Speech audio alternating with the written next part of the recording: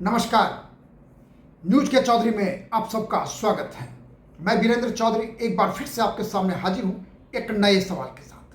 सवाल यह है कि क्या अब की बार केरल में मोदी मैजिक से खुलेगा बीजेपी का खाता? आइए इसी सवाल पर देखते हैं न्यूज के चौधरी। 2024 लोकसभा चुनाव का दूसरा फेज 13 राज्यों में 89 सीटों के लिए 26 अप्रैल को होने जा रहा है। 26 अप्रैल को केरल के 20 सीटों पर भी लोकसभा चुनाव होंगे और केरल के लोकसभा चुनाव के इतिहास में आप देखेंगे कि हमेशा से left front versus Congress front रहा है। कांग्रेस फ्रंट को वहां पर यूडीएफ कहा जाता है और हाल के वर्षों में एनडीए फ्रंट यानी बीजेपी का फ्रंट भी काफी मजबूती के साथ केरल की राजनीति में प्रवेश कर रहा है और अब तक जितने लोकसभा सीटों का आंकड़ा आप देखेंगे सब के सब या तो यूडीएफ के खाते में जाता रहा या एलडीएफ के खाते में। जैसे पिछले बार का यानी 2019 लोकसभा चुनाव का आंकड़ा देखेंगे तो 20 में से 19 सीटें यूडीएफ के खाते में यानी कांग्रेस के खाते में गई, उनके फ्रंट के खाते में गई। सिर्फ एक सीट लेफ्ट फ्रंट के खाते में गई जो सीपीएम को मिला। लेकिन एक ऐसा प्लेयर, एक ऐसा फ्रंट, एनडीए फ्रंट बीजेपी जिसका नेतृत्व कर रही है, आज तक केरल के लोकसभा चुनाव के इतिहास में अपना खाता नहीं खोल पाई है। हालांकि विधानसभा चुनाव में 2016 में बीजेपी पहली बार विधानसभा चुनाव जीती थी और वो विजेता थे ओ राजगोपाल, जो केरल के बीजेपी के बड़े ही कद्दावर नेता रहे हैं। सवाल इसलिए है यहां पर कि क्या अब की बार बीजेपी मोदी मैजिक के वजह से केरल में अपना खाता खोल पाएगी? आइए सबसे पहले देखते हैं केरल में बीजेपी का लोकसभा चुनाव का चुनावी इतिहास क्या कहता है। हम आपको सात लोकसभा चुनाव का वोट फीसदी बताएंगे कि बीजेपी को कितना मिला, कब कब मिला, कितना बढ़ा, कितना घटा। देखिए 1996 का लोकसभा चुनाव बीजेपी को 5.6% मिलता है। 1998 में 8% मिलता है। 1999 में 6.6% मिलता है। 2004 में डबल डिजिट में पहुंच के 10.4% होता है और 2009 में फिर से वोट घटता है 6.3 पे और 2014 में फिर से डबल डिजिट होता है 10.5 और 2019 लोकसभा चुनाव में अब तक का हाईएस्ट वोट शेयर है बीजेपी का 13% का। सवाल यह है कि बीजेपी का यह परफॉर्मेंस साफ साफ कहता है कि उपस्थिति तो है, शेयर बढ़ते हैं, लेकिन सीटों में वो कन्वर्ट नहीं हो पाया आज तक। और यदि आप एक और फैक्ट जानना चाहें, आपको शायद पता हो या ना पता हो कि आरएसएस का यदि आप जानना चाहेंगे, केरल में सबसे ज्यादा पूरे देश में शाखा लगता है। यह एक फैक्चुअल फैक्ट है, लेकिन आज तक बीजेपी वहां पर लोकसभा चुनाव में करामात नहीं कर पाई। इसलिए हमारा सवाल है अब की बार क्या मोदी मैजिक से मैजिक होगा? और इस मोदी मैजिक से क्या हो सकता है, कहां हो सकता है, वो हमने 4 लोकसभा क्षेत्र को चुना है, जिसमें सबसे पहले तिरुवनंतपुरम का लोकसभा चुनाव है, जहां पे बीजेपी का शुरुआती समय से ही खास उपस्थिति रहा है। बल्कि बीजेपी 1989 से ही आप देखेंगे तिरुवनंतपुरम लोकसभा चुनाव में हिस्सेदारी करती रही है। और यदि आप वोटों का हिस्सा देखेंगे तो 1989 में बीजेपी को 89 में 7.47 था, और उसके बाद 1991 11.33% बढ़ के हो गया। और उस समय ओ राजगोपाल, जैसा मैंने कहा, वो बीजेपी के बड़े ही कद्दावर नेता है, तभी से वो चुनाव लड़ रहे थे लोकसभा का, और उन्हें मिला था 11.33%। उसके बाद यदि आप देखेंगे 1999 में फिर से वो राजगोपाल चुनाव में भाग लेते हैं और उनका वोट फीसदी बढ़ के तकरीबन 21% हो जाता है। और उसके बाद 2004 में वोटों का शेयर बढ़ के 29.86 यानी 30% हो जाता है। और 2009 में देखेंगे तो 30.6%, 2014 में देखेंगे तो 32.32%, 2019 में देखेंगे तो 31.30%। यानी ये आंकड़ा देखिए, 1 2 3 4 5 6 7, यानी 7 लोकसभा चुनाव तिरुवनंतपुरम 7.5% से बढ़ते बढ़ते वो पहुंच जाता है लगभग 33% के पास।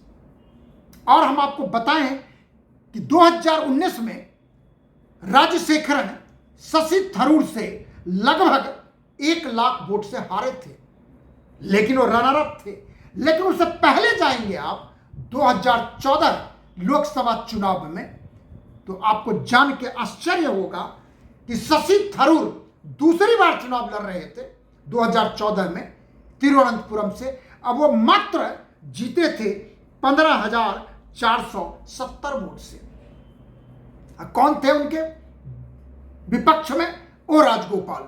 कहते हैं कि बड़ी मुश्किल से 2014 लोकसभा चुनाव शशि थरूर जीत पाए थे, नहीं तो दूसरी बार में ही वो लटक गए होते। लेकिन ऐसा हुआ नहीं। सवाल अब होता है, अब की बार क्या होगा?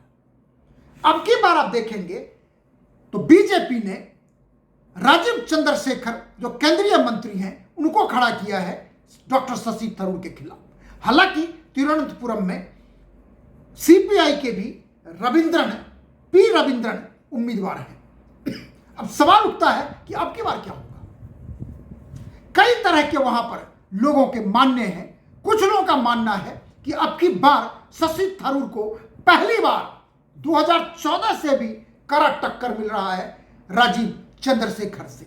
और इसका प्रमाण आपको मिलेगा कि आप देखेंगे तिरुवनंतपुरम में जिस अंदाज में शशि थरूर पहली बार राजीव चंद्रशेखर की निंदा करते फिर रहे हैं, आरोप लगाते फिर रहे हैं, उसे साफ साफ लगता है कि कुछ बात तो है।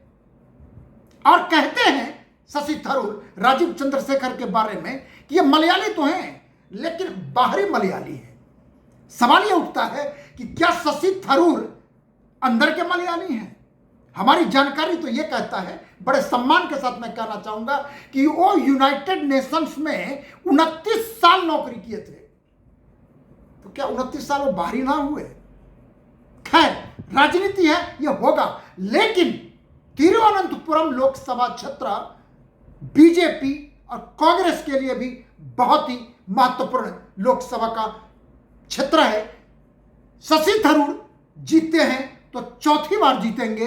अब बीजेपी राजीव चंद्रशेखर जीतते हैं तो वो एक इतिहास बनेगा, जिसकी बात मैं कह रहा हूं, जो मेरा सवाल है। अब देखिए दूसरा क्षेत्र है जिसको हमने चुना है त्रिशूर। अब त्रिशूर में क्या है कि वहां पे बीजेपी के कैंडिडेट हैं, बड़े एक्टर रहे हैं सुरेश गोपी, और राज्यसभा एमपी भी रह चुके हैं। और उनके खिलाफ हैं सीपीआई के बीएस सुनील कुमार, और कांग्रेस के हैं के मुरलीधरन। और यदि आप 2019 लोकसभा चुनाव का रिजल्ट देखें, जो जरूरी है, जीत हुई थी कांग्रेस की और रनर अप थे सीपीआई, लेकिन दूसरे रनर अप थे सुरेश गोपी, जो अभी चुनाव लड़ रहे हैं त्रिशूर से दोबारा, और उनको मिला था 28.19% वोट। यानी जो जीता था उनको मिला था तकरीबन 40%, जो रनर अप थे उनको मिला था तकरीबन 31% और बीजेपी सुरेश गोपी को मिला था 28%। और यही कारण है कि फिर से सुरेश गोपी को त्रिशूल से उतारा गया है। और यदि वहां का आप कास्ट कॉम्बिनेशन देखेंगे तो आपको मैं बताना चाहूंगा कि क्रिश्चियन की आबादी त्रिशूल में 21.4% है, मुस्लिम की आबादी 15.4% है और बाकी हिंदुओं की आबादी समझिए 60% है। लेकिन जैसा हम सब जानते हैं कि वहां पर बीजेपी अभी तक विनिंग पोजीशन में केरल में नहीं आ पाई है, जो उनको एक पोलराइजेशन का फायदा हो। यदि हिंदू वोटों की बात करेंगे तो मैं आपको बताऊं कि वहां पर वो लेफ्ट पार्टी को दे देते हैं, उसी प्रकार मुस्लिम चाहे क्रिश्चियन कांग्रेस को दे देता है। लेकिन वहां का नंबर यही कहता है कि हिंदू 60% से ज्यादा है, यानी कुछ बात बन सकती है। जैसे तिरुवनंतपुरम में बाकी जगह से अलग है, वहां भी हिंदुओं की संख्या 67% है। और जैसा आपने देखा 2014 लोकसभा चुनाव का नंबर, 2019 लोकसभा चुनाव का नंबर कि बीजेपी किस तरह से स्ट्रॉन्ग रनर अप होती है और बड़े मुश्किल से 2014 में शशि थरूर जीतते हैं। तो वहां पे त्रिशूर में क्या होता है, हालांकि बीजेपी तीसरे नंबर पर थी, अब की बार क्या होगा ये तो देखना होगा। तीसरा है अटिंगल। अटिंगल लोकसभा क्षेत्र से बी मुरलीधरन जो बीजेपी के केंद्रीय मंत्री हैं वो चुनाव लड़ रहे हैं, उनके खिलाफ हैं अदूर प्रकाश, कांग्रेस के सिटिंग लोकसभा एमपी हैं, और भी जॉय सीपीएम के कैंडिडेट हैं। वो भी मैं आपको बताना चाहूंगा कि अटिंगल में यदि आप देखें 2019 लोकसभा चुनाव का रिजल्ट, वहां भी कांग्रेस तो जीती थी, रनर अप सीपीएम थी, लेकिन तीसरे नंबर पर बीजेपी थी। वहां भी बीजेपी को तकरीबन 25% वोट मिला था। जो जीता था कांग्रेस, उनको मिला था 38%, सीपीएम को मिला था 35% और बीजेपी को मिला था 25% के आसपास। और यही कारण है कि बी मुरलीधरन अपने किस्मत को आजमा रहे हैं अटिंगल लोकसभा क्षेत्र से। जहां तक कास्ट यानी डेमोग्राफी देखेंगे तो वहां पे क्रिश्चियन की आबादी है 19%, मुस्लिम की आबादी है तकरीबन 14%, और बाकी हिंदुओं की आबादी है 67%, यानी वहां भी कुछ बात बन सकती है। चौथा, हालांकि चौथा चुनाव क्षेत्र हमने जो चुना है वो वायनाड है। आप सोचेंगे कि बीजेपी के पर्सपेक्टिव से क्या है वहां। वायनाड तो राहुल गांधी के नाम से जाना जाता है अभी, क्योंकि पिछली बार वो 2 लोकसभा क्षेत्र से चुनाव लड़े थे, एक अमेठी और एक वायनाड केरल में। और कहते हैं कि राहुल गांधी को आभास हो गया था कि अमेठी का चुनाव हार जाएंगे, इसलिए उन्होंने वायनाड से नामांकन किया। और वो क्षेत्र ऐसा है कि जहां पर 2009 से लेके अभी तक हर बार कांग्रेस की जीत हुई है। जैसे आप देखेंगे 2009 और 2014 में सनावास कांग्रेस के लोकसभा एमपी थे और 2019 में राहुल गांधी जीते। अब की बार वहां पे राहुल गांधी हैं और सीपीआई ने अपना कैंडिडेट खड़ा किया है एनी राजा को, और बीजेपी ने खड़ा किया अपना कैंडिडेट के सुरेंद्रन, जो बड़े ही कद्दावर नेता हैं बीजेपी के, और कई बार लोकसभा विधानसभा चुनाव लड़ चुके हैं और स्टेट प्रेसिडेंट भी हैं, और वो वायनाड से चुनाव लड़ रहे हैं। यदि वहां का डेमोग्राफी आप देखेंगे तो आपको मैं बताऊं, मुस्लिम वहां पे 54% है, हिंदू करीब 41%, क्रिश्चियन तकरीबन 5%। तो आप ये अंदाज लगा सकते हैं, जो लोगों का कहना है कि राहुल गांधी वायनाड क्यों गए और कोई जगह क्यों नहीं, इसका कारण है, इसका उत्तर है ये 54 से 55% मुस्लिम वोट। और अब की बार सीपीआई भी खड़ी है, बीजेपी भी खड़ी है, राहुल गांधी भी हैं। और जिस तरह से वहां पर एक दूसरे को अटैक किया जा रहा है, सीपीआई का कहना है कि राहुल गांधी यहां पर क्यों आ गए, कांग्रेस का कहना है कि सीपीआई यानी लेफ्ट और बीजेपी में साठगांठ है। लेकिन सवाल उठता है कि क्या एनी राजा राहुल गांधी के मुस्लिम वोट को काटेंगी? यदि मुस्लिम वोट को काटती हैं तो बीजेपी को एडवांटेज होगा, और नहीं तो यदि वो हिंदू वोट काटती हैं तो बीजेपी को नुकसान होगा। तो कहने का मतलब है कि वहां पर अंदाजा यह लगाया जा रहा है कि यदि राहुल गांधी का वोट सीपीआई और कांग्रेस में बटेगा अच्छी तरह से तो उसका फायदा बीजेपी को हो सकता है।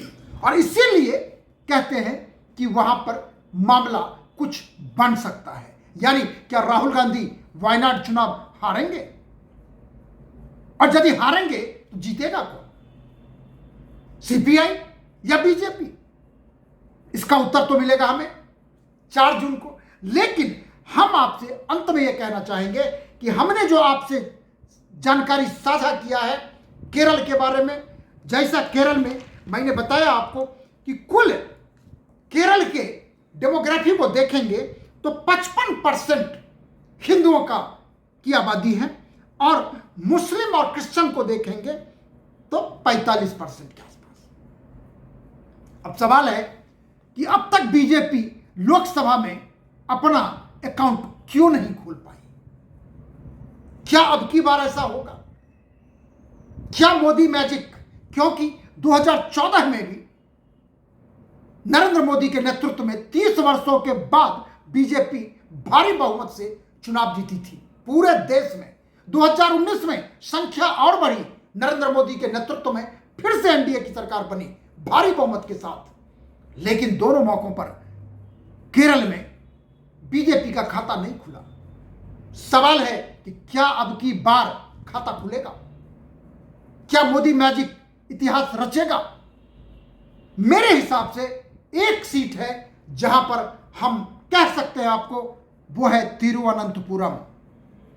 बहुत बड़ा टक्कर है, एक तरफ डॉक्टर शशि थरूर, दूसरे तरफ राजीव चंद्रशेखर।